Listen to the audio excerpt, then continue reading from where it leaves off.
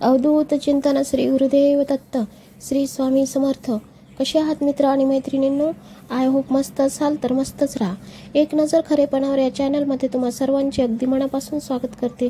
तुमच्या सर्व चांगल्या इच्छा पूर्ण होऊ दे अशी महाराजांच्या चरणी प्रार्थना करते आणि व्हिडिओला सुरुवात करत आहे। तर मित्र आणि मैत्रिणींनो,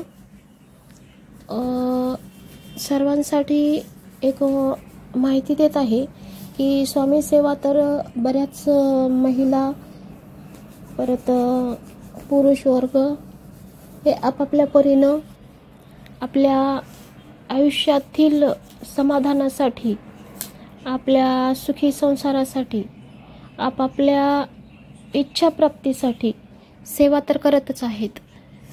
आणि सेवा करत असताना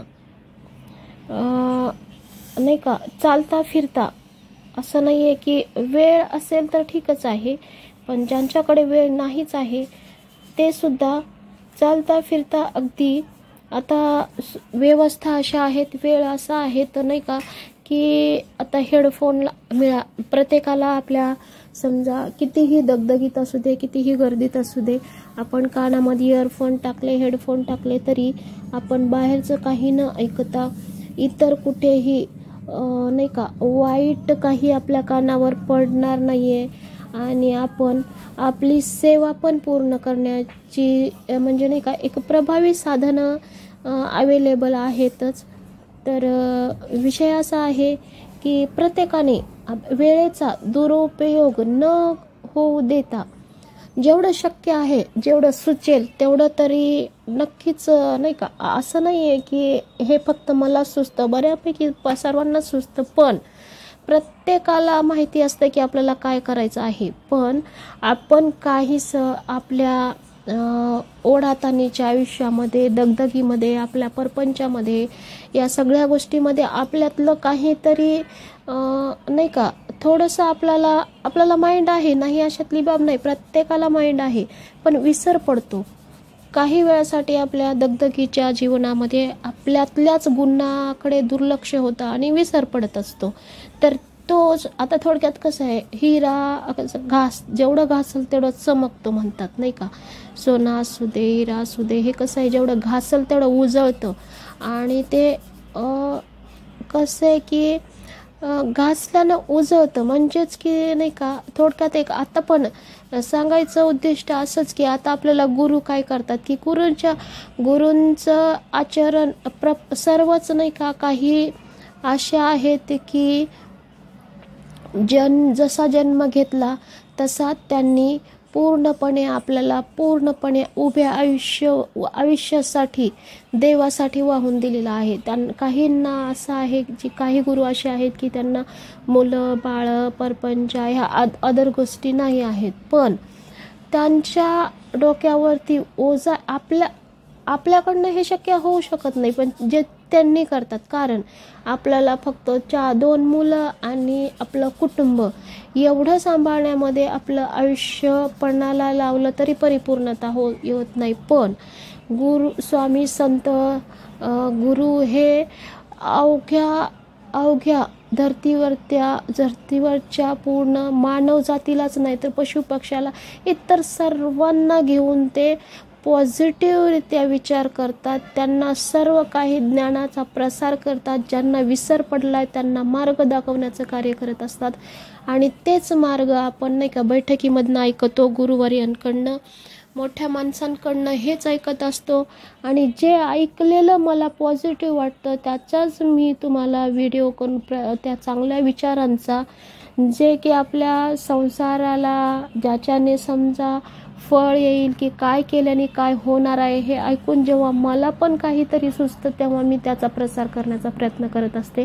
आणि आपल्याला नाही का आपले गुरु पण हेच सांगतात, जेव्हा आपण बैठकीत बसतो, केंद्रात जातो, इतर तिथं, तेव्हा पण हेच सांगतात की नाही का चांगल्या विचारांचा प्रसार करायचा आहे, स्वामींच्या चांगल्या विचारांचा प्रसार करायचा आहे। आपण जे ऐकतो ते आपल्याकडचं जे मार्ग आपल्याला चांगलं वाटलं, ज्याच्यातनं आपल्याला फायदा झाला, इतरांनाही त्याचा फायदा द्यायचा आहे, जेणेकरून आपल्या पुढील आयुष्याला एक नाही का समजा की कितीही नाही म्हणलं तरी आपण मानव आहोत. जर आपल्याला एखादी मुंगी चावा घेत आहे तर आपण माणूस आहोत. आपण मुंगी नाही आहोत, तरी पण आपण ती एक छोटीशी मुंगी जरी आपल्याला चावा घेत असेल तर आपण तिला सोडून देत नाही. प्रत्येकजण मुंगीला सोडून देत नाही आणि त्या मुंगीचा अक्षरशः आपण जीव घेत असतो, जीव घेतो. मग ती मुंगी आहे म्हणून आपण जीव घेतो. पण त्याच पद्धतीनं माणसाचं हे आहे की आपण जे करतो आपल्या बचावासाठी केलेलं असतं, पण करतो आपण. चालता फिरता हजारो मुंग्या तुडवून त्यांचा प्राण घेतो आणि या सगळ्यांचा आपल्या कर्मांवरती फळ ते आपलं नाही का असं भाग्य लिहिलं गेलं की आपण एवढं नुकसान केलेलं आहे. एका जीवाशी आपण नाही का, एक जीव, काही निष्पाप जीव आपल्याकडनं जातात.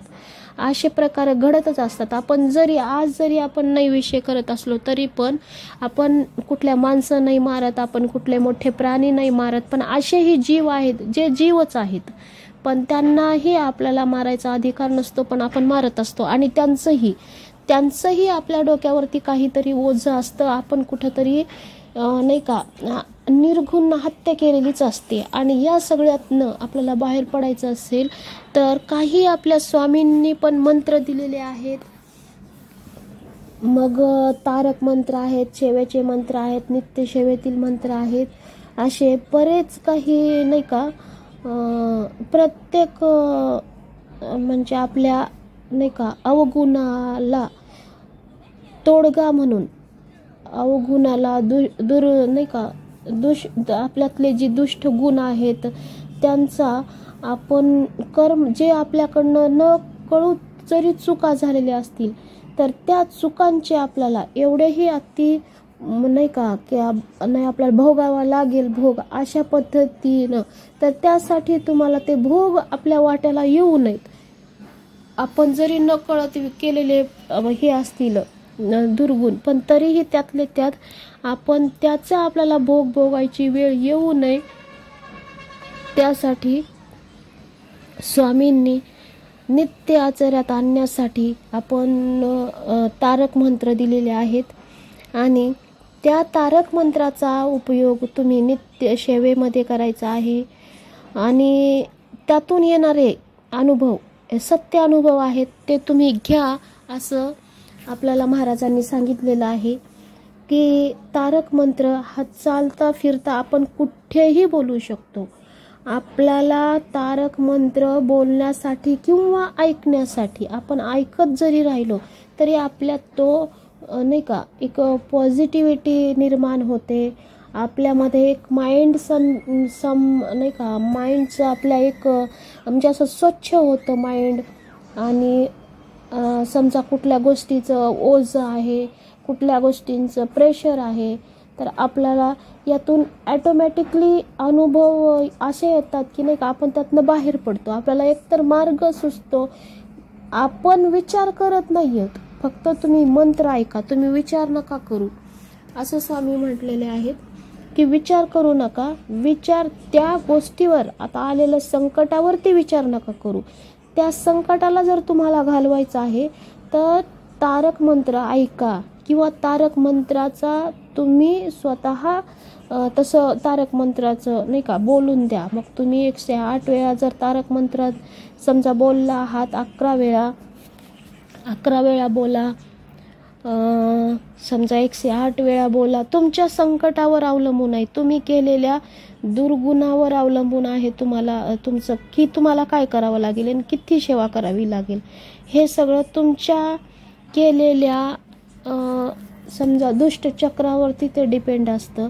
पण तरीही ज्यांना समजा चांगले अनुभव घ्यायचे आहेत त्यांनी ह्या सेवा करूनच पहा. तुम्हाला माहिती आहे का, एक युनिक असं सगळं काही घडून जातं. जे कोण आपलं समजा नित्यसेवेमध्ये किंवा त्यांच्या घरामध्ये समजा सकाळ किंवा संध्याकाळी तारक मंत्र समजा लावून देतात की व्हिडिओला म्हणजे मोबाईलला लावून देतात किंवा घरात टीव्हीवर लावून देत असतील किंवा सकाळ संध्याकाळ ज्यांच्या घरामध्ये असा वास हे असतो तुम्हाला सांगते जे यात मग्न असतील त्यांच्या घरातील अक्षरशः तुम्ही अगरबत्ती एका वासाची लावली आणि तरी तुम्हाला एक असा वास येऊन गेला समजा की तुम्हाला तो वास असा कुठंच नाही तसा सुगंध असं युनिक काही घडत असेल तर समजायचं की तुमच्या तारक मंत्राची जादू अंमलात येत आहे. समजा तुम्हाला एवढं अनावर झालं की समजा तुमच्या डोळ्यातून अश्रू यायला लागलेत तरी हे असं घडून जातं. असे भास समजा होतात की नाही का, काहीसं स्वप्न पडलं कुठंतरी, तुम्हाला तुमच्या माइंडवरती आणि तुमच्या एका मंत्रामध्ये हे सगळं अनुभव येऊ शकतात. आणि याच्यामध्ये तुमच्या आयुष्यातली प्रत्येक दुःखाचं निवारण जर असेल तर तारक मंत्र आहे. त्याची जादू काय आहे ते तुम्ही अनुभव घेतल्यानंतर पहा, असं महाराजांचं सांगणं. म्हणजे थोडक्यात की गुरुने असं सांगितलं की तुम्ही हे करून पहा. आता करणारे तर भरपूर आहेत, भरपूर अनुभव घेणार आहेत, प्रत्येकाचा अनुभव अतिशय सुंदर आहेत. तर तुम्हीही या सेवेचा अनुभव घेऊन नंतर नाही का कमेंट करा, व्हिडिओला लाईक शेअर करा आणि चॅनलला सबस्क्राईब करायला विसरू नका.